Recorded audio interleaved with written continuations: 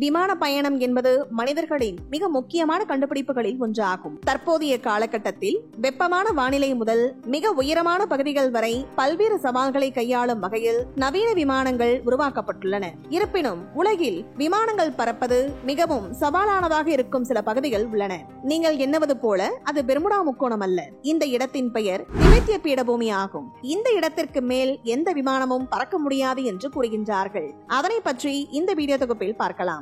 திபெத்திய பீடபூமி பெரும்பாலும் உலகின் கூரை என்று குறிப்பிடப்படுகிறது. இது மத்திய ஆசியாவில் உள்ள ஒரு பரந்த உயரமான பகுதியாகும். 2 மில்லியன் சதுர கிலோமீட்டர் பரப்பளவில் உள்ளது மற்றும் சராசரியாக 4500 மீட்டர் உயரத்தில் உள்ளது. இந்த தனித்துவமான புவியியல் அம்சம் விமானிகளுக்கு பல சவால்களை முன்வைக்கிறது.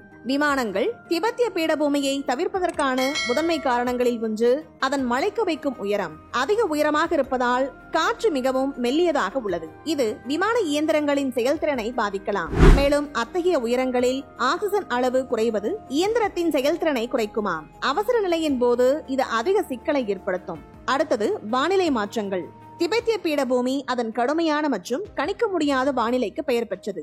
வானிலையில் ஏற்படும் திடீர் மாற்றங்கள் ஆகியவை விமானங்களுக்கு கடுமையான ஆபத்தை ஏற்படுத்தும் என்று கூறுகின்றார்கள். இந்த பகுதியில் கடுமையான இடியுடன் கூடிய மழை பெய்ய வாய்ப்புள்ளது. இது விமானங்களுக்கு ஆபத்தை ஏற்படுத்தும். மூன்றாவது, நிலப்பரப்பு சிக்கல்கள். இந்த பகுதி அதன் கரடு முரடான மலைகளுக்கு புகழ் பெற்றது. இங்குள்ள மலைகள் பெரும்பாலும் 7000 மீட்டருக்கும் அதிகமாக உள்ளது.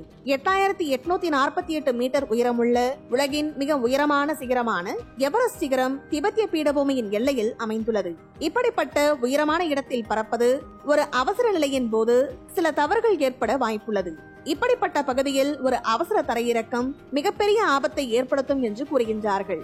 நான்காவது, அரசியல் ரீதியான சிக்கல்கள். திபெத்திய பீடபூமியின் நிலப்பரப்பு மற்றும் இந்த பிராந்தியத்தின் புவிசார் அரசியல் சூழ்நிலையும் ஒரு முக்கிய காரணமாக உள்ளது. சீனா, இந்தியா மற்றும் பல நாடுகளுக்கு பிராந்திய தகராறுகள் உள்ளன. இது விமான திட்டமிடல் மற்றும் வழித்தடத்தை சிக்கலாக்கும். வரலாற்று ரீதியாக இந்த திபெத்திய பீடபூமியின் மீது பறப்பதால் ஏற்படும் ஆபத்துகளை எடுத்துக்காட்டும் பல சம்பவங்கள் உள்ளன. உதாரணமாக 1992 ஆண்டில் சீனா ஏர்லைன்ஸ் விமானம் 358 போயிங் 747 இப்பகுதியில் பறக்கும்போது கடுமையான கொந்தளிப்பை சந்தித்தது. இதன் விளைவாக பல பயணிகள் மற்றும் பணியாளர்கள் காயமடைந்தார்கள். 2002 ஆண்டில் ரஷ்யாவில் தயாரிக்கப்பட்ட ஒரு ஹெலிகாப்டர் இப்பகுதியில் விழுந்து 20 பேர் இறந்துள்ளார்கள். இந்த காரணங்களால் தான் உலகின் கூரை என்று அழைக்கப்படும் திபெத்திய பீடபூமியின் மேல் விமானங்கள் பறப்பதற்கான வாய்ப்புகள் கடினமாக உள்ளது என்று கூறுகின்றார்கள். இந்த வீடியோ பத்தின உங்களோட கருத்துக்களை கீழே கமெண்ட் பாக்ஸ்ல மென்ஷன் பண்ணுங்க. கீழே இருக்க ரெட் கலர் சப்ஸ்கிரைப் பட்டனை கிளிக் பண்ணி எங்க சேனலை சப்ஸ்கிரைப் பண்ணுங்க. அண்ட் பக்கத்துல இருக்க பெல் ஐகானை கிளிக் பண்ணீங்க அப்படின்னா எங்களோட நோட்டிபிகேஷன் உங்களுக்கு உடனுக்குடன் வரும். Thank you.